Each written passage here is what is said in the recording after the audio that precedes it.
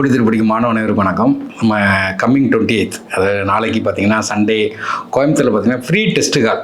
அது வந்து குரூப் 4 எக்ஸாமுக்கும் அப்புறம் குரூப் 1 எக்ஸாமுக்கும் குரூப் 2க்கு ஃப்ரீ டெஸ்ட் பேஜ். அதுக்கான வந்து அறிமுக வகுப்பு தான் நாளைக்கு கோயம்புத்தூரில் காலைல பார்த்தீங்கன்னா 10 மணிக்கு. அன்றைக்கி வரும்போது நாளைக்கு நீங்கள் என்ன பண்ணணும்னு கேட்டிங்கன்னா ஒரு ஃபார்ம் ஃபில்அப் பண்ண வேண்டியது இருக்கும். உங்களுக்கு ஃப்ரீ டெஸ்ட் பேஜுக்குள்ள ஒரு ஐடி கார்டு வந்து கொடுப்பாங்க. அதை வச்சு நீங்கள் வந்து ஃப்ரீ டெஸ்ட்டு அட்டன் பண்ணிக்கலாம். ஏன்னா காம்படிட்டிவ் எக்ஸாமுடைய மிக முக்கியமானது என்னன்னு கேட்டிங்கன்னா டெஸ்ட் பேஜ் அட்டன் பண்ணுறது தான். டெஸ்ட் பேஜ் அட்டன் பண்ணும்போது ஆட்டோமேட்டிக்காக நம்மளே இன்ஸ்டியூட் ஆரம்பித்து இந்த டெஸ்ட்டு காலுங்கிற ஒரு கான்செப்ட் 2009 தான் கொண்டு வந்தோம். அந்த டெஸ்ட்டு காலுங்கிற ஒரு கான்செப்ட் கொண்டு வந்த பிறகு பார்த்தீங்கன்னா ரிசல்ட் நமக்கு அள்ளி போயிட்டு இருக்குது.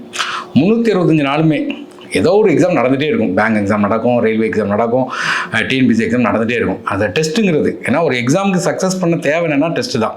இப்போ இடையில பார்த்தீங்கன்னா ஆஸ்பிரண்ட்னு சொல்லி ஒரு வெப் சீரிஸ் ஒன்று வந்துச்சு. அதில் ஒருத்தன் சொல்லுவான், எனக்கு படிக்கிறதுக்கே நேரம் இல்லை, எப்படி நான் டெஸ்ட் போட முடியும்னு நினைப்பா. அவனுக்கு அட்டெம்ப்ட் போயிட்டே இருக்கும். எப்போ அவன் டெஸ்ட் போட ஆரம்பிச்சானோ கிளியர் பண்ணிட்டு போயிடுவாங்க. அது மாதிரி நமக்கு வந்து டெஸ்ட்டு தான் மெயின். நீங்கள் படிச்சுட்டே இருக்கலாம், படிக்கிற எல்லாரும் பாஸ் பண்ணுவாங்கிறது வந்து நான் பாசிபிலிட்டி ரொம்ப ரொம்ப கம்மி.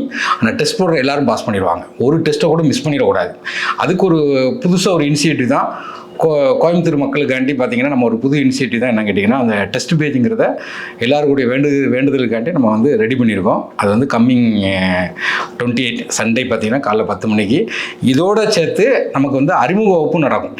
அதாவது அப்கமிங் எக்ஸாம் வரக்கூடிய டிஎன்பிசி எக்ஸாமில் பார்த்தீங்கன்னா நீங்கள் என்னென்ன எக்ஸாம் கால்குலேட் பண்ணுறாங்க, எப்படி படிக்கணும், அதுக்கு அப்கமிங் நிறைய எக்ஸ்பர்ட் வந்து வருவாங்க.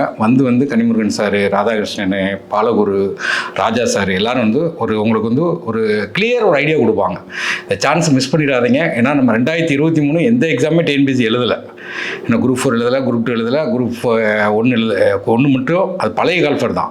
2020 எல்லாமே வருது. இந்த வாய்ப்பை வந்து நீங்கள் நினைச்சிடக்கூடாது, விட்டுறக்கூடாது. ஏன்னா இது எல்லாருக்குமே வாய்ப்புங்கிறது ரொம்ப ரொம்ப இம்பார்ட்டன்ட். வாய்ப்பு இல்லாமல் நம்ம ஒன்றுமே செய்ய முடியாது.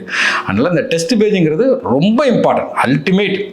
நாங்களுமே டெஸ்ட் பேஜ் போட்ட பிறகு தான் ரிசல்ட் வந்து நம்ம இன்ஸ்டியூட் ரிசல்ட் வந்து பயங்கரமான ரிசல்ட். எல்லா இடத்துலையுமே குரூப் 2 வரைக்கும் எந்த இதுனாலும் டெஸ்ட் பேஜ் நடந்துகிட்டே இருக்கும். ஏன்னா நமக்கு தேவை, அதுதான் தேவை. அதனால் இந்த வாய்ப்பை கரெக்டாக பயன்படுத்திடுங்க. கோயம்புத்தூரில் சந்திப்போம் நாளை. சுரேஷ் IAS அகாடமி, வெற்றியின் முகவரி.